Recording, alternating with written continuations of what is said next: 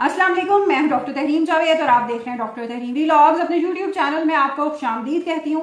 Social media पर इस वक्त शोर मचा हुआ है दो बातों का, 3 कतरों का और फैसल बादवा के बूट का। एक बार आपको शायद याद हो कि फैसल बादवा साहब बूट उठाकर एक लाइव टेलीविजन शो में ले आए थे। ये क्या कहानी है, इसका जायजा लेने के लिए सेनेट इलेक्शन को थोड़ा सा देखना जरूरी होगा। सेनेट इलेक्शन में जहां बहुत अच्छे लोग भी सेनेट में आए हैं, जिस तरह हामिद खान साहब हैं, जिस तरह एमएल वली को नुमाइंदगी दी गई क्योंकि एएनपी असेंबली से तो तकरीबन वाइप आउट ही हो गई है। उसी तरह बहुत सारे और लोग भी जिन्हें हमेशा से इस्टेब्लिशमेंट का नुमाइंदा समझा जाता है, जिस तरह फैसल बादवा साहब हैं, जिस तरह मोहसिन नकवी साहब हैं और अनवारुल्लाह काकड़ साहब हैं, ये लोग। अच्छा, फैसल बादवा पे ये इतराज चल रहा कि जी ये इस्टेब्लिशमेंट के नुमाइंदा है और सियासी जमातों को इनको वोट नहीं देना चाहिए था। ये बात जब मैंने देखी तो मैं सोच में पड़ गई कि पाकिस्तानी मीडिया के वो कौन से एंकर्स हैं जो इस्टेब्लिशमेंट के साथ मिलने में फख्र महसूस नहीं करते। यहाँ या सियासी जमातों को चलें, वो तो उनकी तो मजबूरी है ना, इक़्तिदार हासिल करने के लिए उनको इस किस्म के समझौते करना पड़ते हैं। मीडिया के लोगों को क्या मजबूरी होती है? टेलीविजन चैनल्स पर बैठे हुए हर एंकर का ऐसा ही कोई ना कोई कनेक्शन निकलता है, चाहे वो सलीम साफी, रऊफ क्लास्टर और मेजर आमिर का कनेक्शन हो या 5th जनरेशन वॉरफेयर के नाम पर जो अदारे ने भर्ती किए थे। और वो भर्ती किए हुए आपने आजकल कई नमूने इधर उधर फिरते हुए देखे हैं, जिस तरह इमरान रियाज खान साहब हैं, जिस तरह अरशद शरीफ साहब को, मरहूम को इन्वेस्टिगेटिव जर्नलिस्ट बनाकर पेश किया गया और उन्हें रिपोर्ट्स प्रोवाइड की जाती थी, जिस तरह शाहिद मसूद साहब पीपी के दौर में रोज क़यामत बर्पा किए रखते थे, जिस तरह नजम सेठी साहब को चिड़िया खबरें लाकर दिया करती थी। तो यहाँ इस्टेब्लिशमेंट के साथ ताल्लुक रखने में फख्र तो सब महसूस करते हैं। अब सोशल मीडिया ने चूंकि बेनकाब कर दिया है और बहुत ज्यादा नजर आना शुरू हो गया लोगों को, तो अब जरा शर्मिंदगी महसूस करते हैं। लेकिन हकीकत यही है कि इस मुल्क में जर्नलिस्ट हों या जज हों, अच्छा इन जजों की ये जर्नलों के घरों में रिश्तेदारियां भी हैं। जस्टिस गुल हसन औरंगजेब साहब किसके नवासे हैं सब लोग जानते हैं। इसी तरह ये नस्ल दर नस्ल ये वही 40-50 खानदान हैं जो बरसों से इस मुल्क पर हुकूमत कर। लेकिन बुरा कौन है? बुरा फैसल बादवा है। वैसे शेख रशीद साहब की जगह उन्होंने बड़े अच्छे तरीके से मीडिया में भर दी है और अब शेख रशीद साहब की वैसे कोई कमी महसूस नहीं हो रही। इमरान खान साहब ने वैसे पहले भी कहा था कि शेख रशीद की हम उनका शुगल मेला जो है ना वो बस जरा सा मिस करेंगे। तो बात हम कर रहे थे सेनेट इलेक्शन की और बात थोड़ी लंबी हो गई।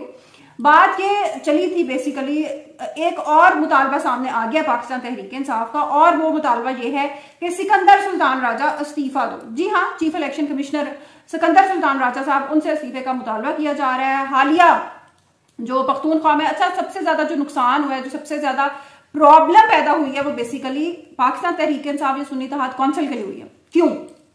क्योंकि पख्तूनख्वा में जो सेनेट इलेक्शन होना था उनमें अक्सरियत ही सुन्नी इत्तेहाद कौंसिल या पीटीआई के लोग ही आने थे।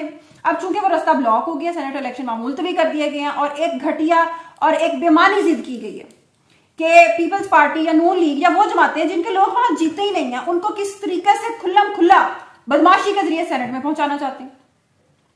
तो फिर अली अमीन गंडापुर साहब भी गुस्से में आ गए और पिछले दिनों अभी 1-2 दिन पहले ही इमरान खान साहब से मुलाकात करके आए थे और उसमें उनसे हदायत लेकर आए थे। तो उन्होंने कहा कि हम आखिरी हद तक जाएंगे और नहीं हल्फ उठाने देंगे लोग, और वही बात हुई है कि नहीं हल्फ उठाने दिया, इलेक्शन मुलतवी हो गए। अब होगा क्या? अब सेनेट नामुकम्मल होगा, अब सेनेट चेयरमैन का इंतखाब, अब ये सारी चीजें जो है वो खटाई में पड़ जाएंगी। और नुकसान इसमें किसका होगा? नुकसान इसमें ज्यादा पख्तूनख्वा से ताल्लुक रखने वाले सेनेटर्स का होगा। तो देखते हैं उनमें से किसको जोश आता है और वो जल्दी जल्दी जाकर अपना ये इस मामले को हल करवाने की कोशिश करते हैं। वैसे तो जब से पख्तूनख्वा में पाकिस्तान तहरीक इंसाफ ने अक्सरियत हासिल की है, तब से बहुत ही ज्यादा हवाओं में उड़ रही है। कभी असद कैसर साहब कहते हैं कि हम वफाक के साथ नहीं चल सकते, हमने तो अपना अलहदा रहना है। अफगानिस्तान के साथ शायद रहना चाहते हैं, तो अफगानियों का जो हाल है ठीक है, शायद रहना चाहते हैं उनके साथ। उसके बाद फिर हमाद अजहर साहब एक दिन अचानक से, जो काफी अरसे से लापता थे, रुपोश थे, वो अचानक से नजर आ जाते हैं, पहुंच जाते हैं पेशावर हाई कोर्ट। और पेशावर हाई कोर्ट इंतजार में बैठी होती है कि कब हमाद अजहर आए और मैं उसके 50 मुकदमों में दे धड़ाधड़ जमानतें देना शुरू करूं। तो कानून और आइन का अगर इस वक्त मुल्क में कहीं बोलबाला है तो वो है पख्तून का, और जहां कहीं कानून और आइन का, जमहूरियत का सूरज गरूब हो गया वो है सिंध, क्योंकि वहां फैसल बादवा सेनेटर मुंतखब हो गए। ये इस मुल्क में अखलाकियात का मेयार है। बहरहाल आगे चलते हैं और सेनेट इलेक्शन के हवाले से ही पंजाब के हवाले से गुफ्तगू करते हैं। मुल्तान से ताल्लुक रखने वाले राना महमूद अल हसन साहब वो भी सेनेट में पहुंच चुके हैं और इसहाक डार साहब से उन्होंने बल्कि 2-3 वोट ज्यादा ही ले लिए।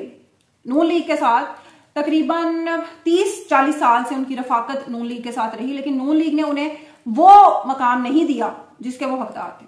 और देखें अभी मेरा ख्याल 1-2 महीने पहले ही वो शामिल हुए पीपल्स पार्टी में और अब वो सेनेटर बन चुके। तो चलें, उनके लिए ये सेनेट इलेक्शन अच्छे साबित हुए हैं। ये अच्छा, हमने व्लॉग के शुरू में बात की थी और सेनेट इलेक्शन के हवाले से बात थोड़ी लंबी होगी।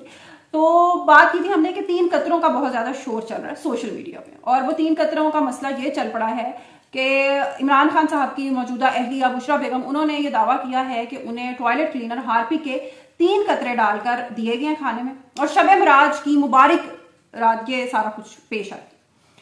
तो वैसे काफी अरसे से वो मुतालबा कर रही हैं कि उन्हें अडयाला जेल मुंतकिल किया जाए। मैं सिर्फ ये सोच रही थी कि अगर अडयाला उनको मुंतकिल कर दिया जाता है तो फिर तो ये मामला और खराब हो सकते हैं। यानी वहां पे तो जेल में तो खाने का, फिर ये तो अभी वो घर में मौजूद है और वो सारा चल रहा है सिस्टम। ये और बात है कि वहां धूप नहीं आती, रोशनी नहीं आ रही, खिड़कियों के ऊपर काले पर्दे डाल दिए गए, लेकिन अगर वो अडयाला जेल चली जाती हैं तो वहां तो हालात बहुत ज्यादा खराब हो सकते हैं उनकी सेहत के हवाले से। तो पता नहीं किस तरीके से वो मुल्क, कानून, जमहूरियत, आइन और इमरान खान साहब के लिए सब कुर्बानियां दे रही हैं। अल्लाह ताला इन कुर्बानियों का और इन कोशिशों का उनको नेक अजर दे। इंशाल्लाह अगले व्लॉग में मिलेंगे कल। अल्लाह हाफिज।